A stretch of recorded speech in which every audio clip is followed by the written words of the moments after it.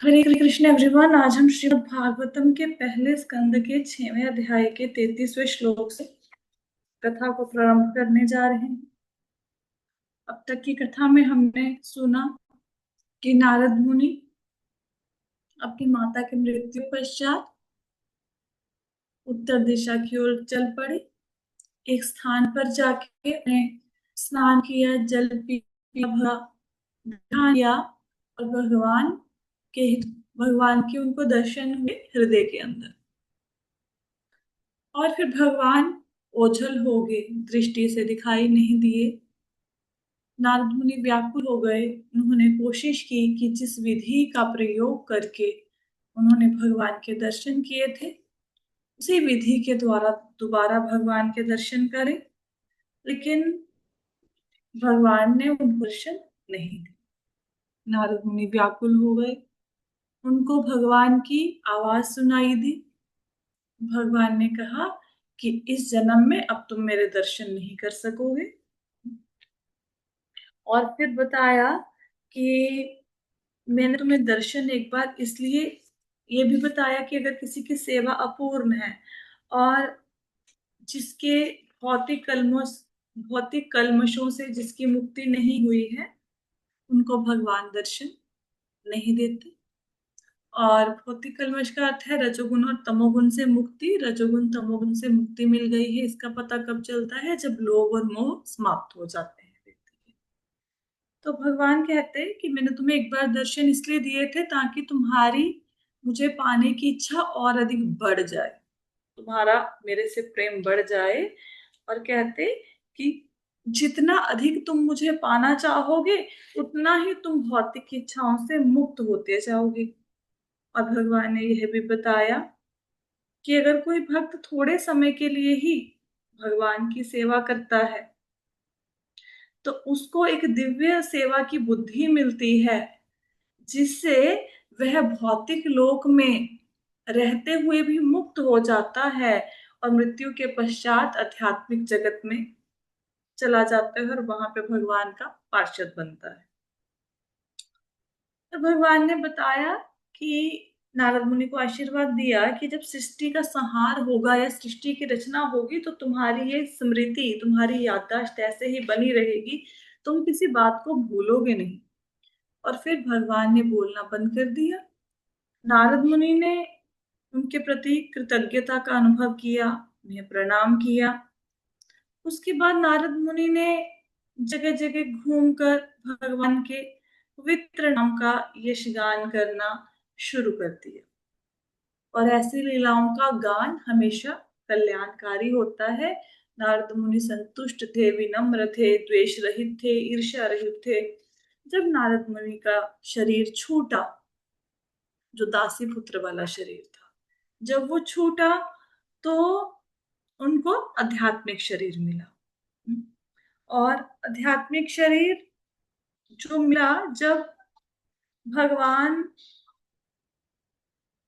की इच्छा से सृष्टि का प्रलय हुआ, तो नारद मुनि भी ब्रह्मा जी सारे ऋषियों सहित भगवान के उदर में समा गए। और जब दोबारा सृष्टि की रचना हुई तो नारद मुनि जी भगवान के उदर से बाहर आ गए, बाकी ऋषियों के साथ, ब्रह्मा जी के साथ। तब से नारद मुनि स्थान स्थान पर घूमते हैं, तीनों लोकों में से कहीं पे भी आ जा सकते हैं सूर्य की भांति। कोई रोक नहीं है, उनको भगवान की कृपा प्राप्त है। और भगवान श्री कृष्ण ने उनको वीणा का उपहार दिया है, उस वीणा पर वो भगवान के पवित्र नाम का कीर्तन करते रहते। यहाँ तक हम, और जैसे ही वो भगवान के नाम का कीर्तन करते हैं तो भगवान उनके हृदय में प्रकट हो जाते हैं। जैसा हम एक टीवी पर कोई देखते हैं, कोई सीरियल देखते हैं, कोई मूवी देखते हैं, तो उसी प्रकार जैसे हमारे सामने टीवी का स्विच ऑन करने पर दृश्य उपस्थित हो जाता है, तो जैसे ही नारद मुनि भगवान के पवित्र नाम का कीर्तन करते हैं, भगवान उनके हृदय में प्रकट हो जाते हैं। यहाँ तक हम लोगों ने किया था। तो आज हम इसके आगे 34 नंबर श्लोका से कथा को शुरू करेंगे। 33 से स्टार्ट कर लेते हैं। हैं। आई डोंट नो ये पूरा किया था कल या नहीं। ये श्लोका है। प्रयागतः सवीर्यानि तीर्थपादः प्रियश्रवः आयुत इव मे शीघ्रं दर्शनम याति चेतसः। जो ही मैं जो ही मैं भगवान श्री कृष्ण की सुमधुर महिमा की पवित्र लीलाओं का कीर्तन करना आरंभ करता हूँ, त्यों ही वे मेरे हृदय स्थल में प्रकट हो जाते हैं, मानो उनको आमंत्रित किया हो। तो जैसे ही नारद मुनि भगवान का यशोगान करते हैं, तो भगवान क्योंकि अपने भक्तों के प्रति आकृष्ट होते हैं, भगवान का महिमा गान और भगवान दोनों एक दूसरे से अलग नहीं है। और नारद मुनि जो भगवान की महिमा का गान कर रहे हैं, वो किसी भौतिक इच्छा की पूर्ति के लिए नहीं कर रहे हैं। ये भगवान की महिमा का गान कर रहे हैं जन कल्याण के लिए। तो शीघ्र भगवान उनके हृदय में प्रकट हो जाते हैं कीर्तन करते ही। आगे चलते हैं। एतद्याह्यातुरचित्तानां मात्रा स्पर्शेच्छया मुहुः भवसिन्धुप्लवो दृष्टो हरिचर्यानुवर्णनम्। नारद मुनि कहते हैं, यह मेरा निजी अनुभव है। जो मनुष्य विषय वस्तुओं से संपर्क की इच्छा रखने के कारण सदैव चिंताग्रस्त रहते हैं, वे भगवान की दिव्य लीलाओं के निरंतर कीर्तन रूपी सर्वाधिक उपयुक्त नौका पर चढ़कर अज्ञान रूपी सागर को पार कर सकते हैं। प्रभुपाद जी अपने तात्पर्य में लिखते हैं कि कोई व्यक्ति थोड़ी देर के लिए भी चुप नहीं रह सकता। अब यहाँ पे चुप रहने का अर्थ है, जैसे आप बोलोगे कि मैं तो घर पे सारा दिन चुप रहता हूँ, ऑफिस में चुप रहता हूँ। चुप रहने का मतलब है आपका मन भी शांत हो, चाहे हम जुबान से कुछ ना बोले, लेकिन हमारा मन कुछ ना कुछ बोलता रहता है, कुछ ना कुछ बात करता रहता है ऑल द टाइम।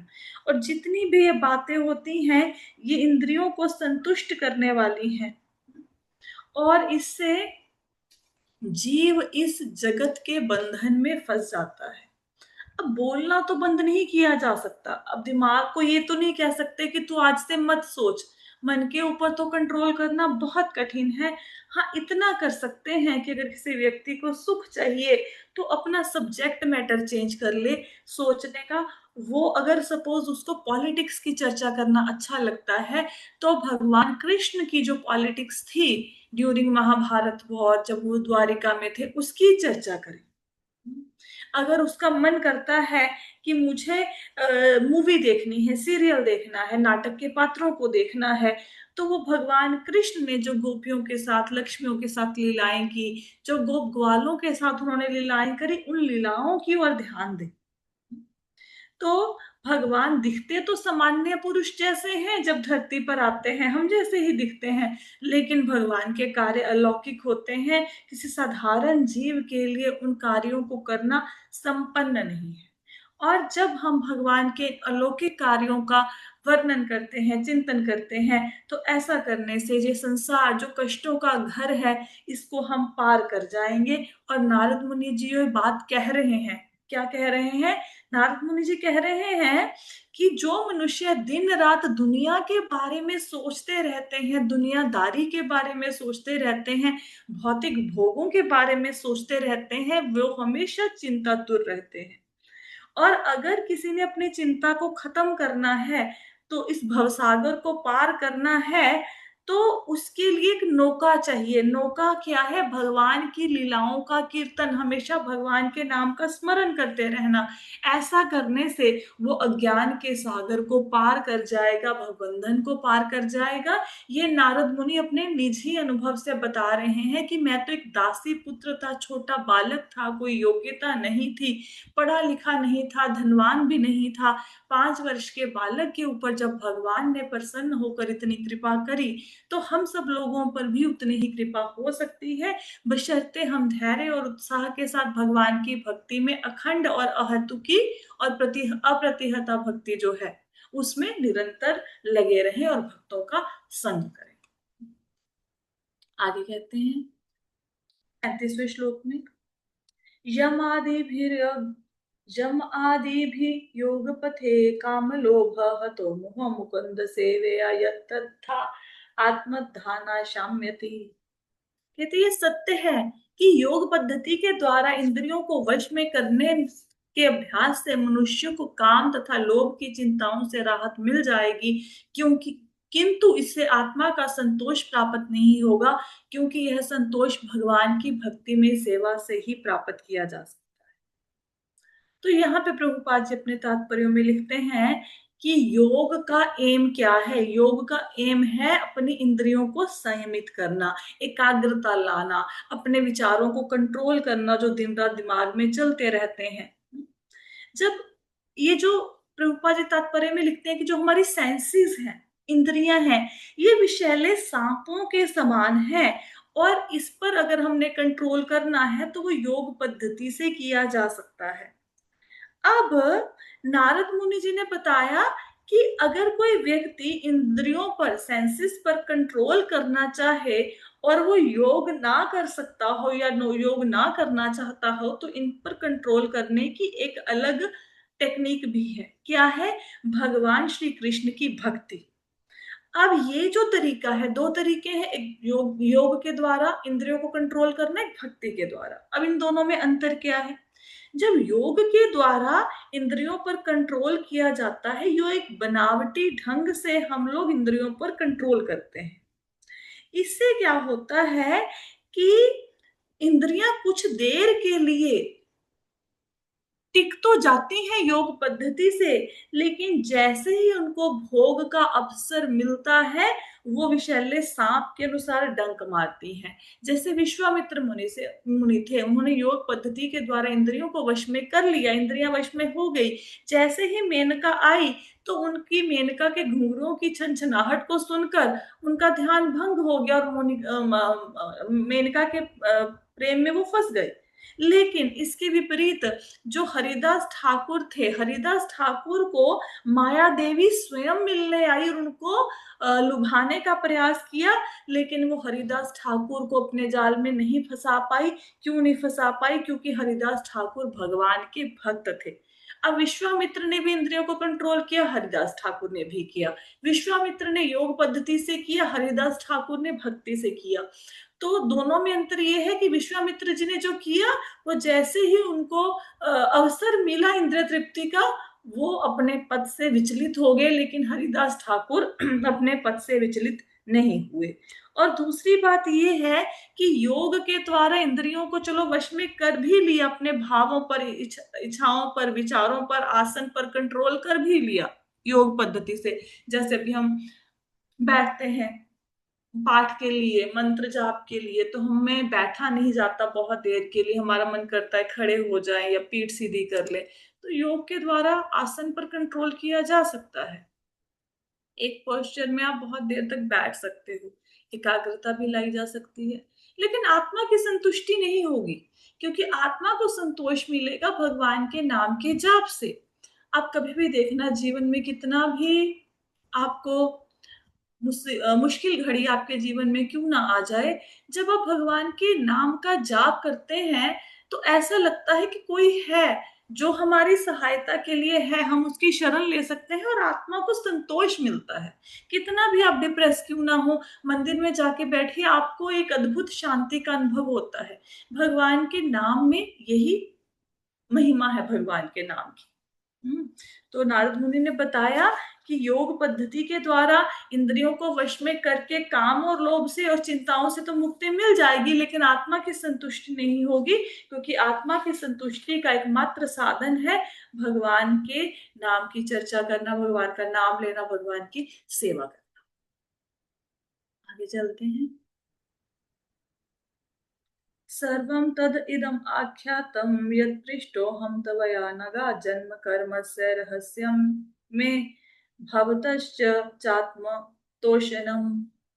कहते कि हे व्यासदेव, तुम समस्त पापों से मुक्त हो। इस तरह जैसा तुमने पूछा उसी के अनुसार मैंने अपने जन्म तथा आत्म साक्षात्कार के लिए किए गए कर्मों की व्याख्या की है। यह तुम्हारे आत्म संतोष के लिए विलापप्रद होगा।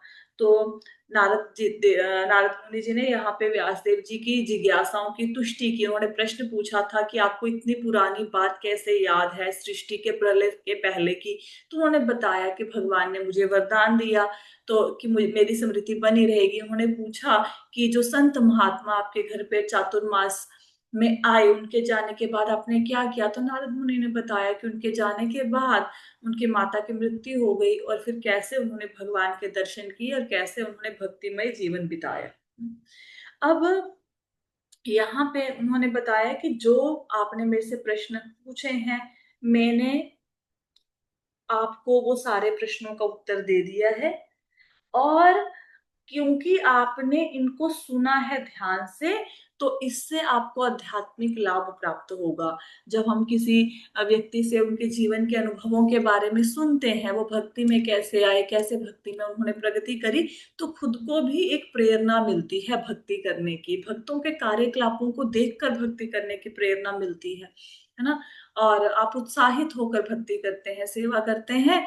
तो इसी प्रकार नारद मुनि ने कहा, क्योंकि व्यासदेव जी आपने इसको सुना है, इस कथा को, तो ये इससे आपको आत्मसंतोष मिलेगा और आपके आध्यात्मिक जीवन में भी प्रगति होगी। हम बाकी लोगों के अनुभवों से अपने जीवन में परिवर्तन ला सकते हैं। जैसा बाकी भक्तों ने, पूर्ववर्ती आचार्यों ने अपने जीवन में किया, उनका उनके चरण उनके पद चिन्हों पर चलकर हम लोग अपने जीवन में भक्ति में, सेवा में आगे बढ़ सकते हैं। आगे कहते हैं, सुत उवाच एवं संभाष्य भगवान् नारदो वासवीसुतम् आमन्त्र्य वीणानां रयन् ययो यादृच्छिक्यो मुनिः। उसने बताया है, शील सुत गोस्वामी ने कहा, इस प्रकार शील व्यासदेव को संबोधित करके श्री नारद मुनि ने उनसे विदा ली और अपने वीणा को झंकृत करते हुए वे अपनी अबाध इच्छा अनुसार विचरण करने हेतु चले गए। तो यहाँ पे बताया गया है, प्रभुपाद जी अपने तात्पर्यों में लिखते हैं कि हर जीव चाहता है कि मैं स्वतंत्र हो जाऊं, ठीक है, लेकिन स्वतंत्रता कैसे मिलेगी? भगवान की सेवा से मिलेगी। और कोई तरीका नहीं है स्वतंत्र होने का, अदरवाइज तो हम माया के प्रभाव में हमेशा रहेंगे। अब संसार में कोई ऐसा जीव है जो एक लोक से दूसरे लोक में जाए और बिना किसी रोक टोक के? नारद मुनि मन चाहे कैलाश में भी जा सकते हैं, वैकुंठ में भी जा सकते हैं, वो उनका मन करे वो स्वर्ग में जा सकते हैं, धरती पर भी आ सकते हैं कुछ ही क्षणों में। और वो पूर्ण रूप से मुक्त है, सूर्य की भांति। जैसे सूर्य का प्रकाश कहीं भी जा सकता है, वो भी कहीं जा आ सकते हैं। तो ये शक्ति उनको कैसे मिली? ये शक्ति उनको भगवान की कृपा से मिली। तो अगर हम भगवान की भक्ति करेंगे तो हम पूर्ण रूप से स्वतंत्र हो जाएंगे, जैसे नारद मुनि होते हैं। अदरवाइज हम लोग कितने भी प्रयास करते रहे, ये स्वतंत्रता को पाना संभव नहीं है। जो हम स्वतंत्र होना चाहते हैं, स्वतंत्रता का अर्थ है कि हम भगवान की सेवा करें और भगवान की इच्छा अनुसार उनकी भक्ति में लगे और भवबंधन से हमारी मुक्ति हो जाए। ठीक है, तो अभी नारद मुनि ने अपनी कथा व्यासदेव जी को सुनाई और उसके बाद उनसे विदा ली और अपने वीणा की झंकार करते हुए वो वहां से चले गए, भगवान के नाम का कीर्तन करते हुए। अहो देव ऋषिर्धन्यो यत्कृतिं शांग धन्वनः गायन माध्यन इदम तंत्रया रमया आर्यतुरम जगत। देव ऋषि नारद धन्य है, क्योंकि वे भगवान की लीलाओं का यशगान करते हैं। ऐसा करके वो स्वयं तो आनंद लूटते ही हैं, ब्रह्मांड के समस्त संतप्त जीवों को भी अभिप्रेरणा प्रदान करते हैं। तो यहाँ पे बताया गया है कि नारद मुनि भगवान का यशगान करके खुद तो आनंद को लूटते ही हैं। भगवान की लीलाओं को जो सुनता सुनाता है, खुद तो आनंद का भागी बनता ही है। और जो जो भगवान की महिमा का कीर्तन करता है, खुद को तो उसको आनंद आता ही है, दूसरे जीव जो भगवान की लीलाओं को सुनते हैं वो भी आनंदित होते हैं। तो नारद मुनि जगह जगह पे क्यों घूमते रहते हैं? क्योंकि जगत के अंदर लोग बहुत दुखी हैं, उनका उद्धार करने के लिए, उनको भगवान के धाम में वापस ले जाने के लिए नारद मुनि जी विचरण करते हैं। यही एक सच्चे भक्त का उद्देश्य होना चाहिए, जो लोग महर्षि के, नारद जी के चरण चिन्हों पर चलते हैं। इसके साथ ही हमारा ये चैप्टर समाप्त होता है। इस प्रकार श्रीमद् भागवतम के प्रथम स्कंद के अंतर्गत नारद तथा व्यासदेव का संवाद नामक छठे अध्याय के भक्ति वेदांत तात्पर्य पूर्ण। किसी को प्रश्न है? नहीं। हरे कृष्ण माता जी। हरे कृष्णा। माता जी, आप वो कह रहे थे कि नारद जी की वो कथा सुनाएंगे कि वीणा कैसे प्रदान करे। माता जी, वो प्रसंग बड़ा है थोड़ा। हाँ, किसी दिन प्रसंग तो बड़ा नहीं है, लेकिन जब सुनाना शुरू करते हैं तो फिर कई बार ना वो खिंच जाता है, टॉपिक लंबा। तो काफी सुंदर कथा है, किसी दिन सुनाएंगे, कोशिश करेंगे, कभी समय लगा तो जरूर इस कथा को सुनाएंगे, डेफिनेटली। ये जो वीणा है, ये भगवान कृष्ण ने नारद मुनि को दी है कि भगवान कृष्ण ने प्रसन्न होकर उनके गायन से, अब उन्होंने गायन क्यों सीखा नारद मुनि ने, सडनली उनको गायन सीखने की क्या जरूरत पड़ गई, है ना। और गायन सीखने के बाद उनको फिर घमंड भी हो गया था नारद मुनि को कि मैं बहुत अच्छा गाता हूँ, और उन्होंने गायन कहाँ से सीखा। एक बहुत सुंदर कथा है, जिस दिन भी समय मिला डेफिनेटली कथा की हम लोग चर्चा करेंगे। राइट। माता जी, एक बात और बताओ, वो ये आफ्टरनून में क्लास रिज्यूम होएगी कि कैसे? अभी क्या है ना तीन कि 3:30 बजे वाली? 3:30 वाली। एक मिनट पहले मैं रिकॉर्डिंग स्टॉप कर दूं, क्योंकि फिर कोई कथा सुनने के लिए यूट्यूब पे लगाएगा तो उसको सिर्फ कथा का ही आनंद मिलेगा।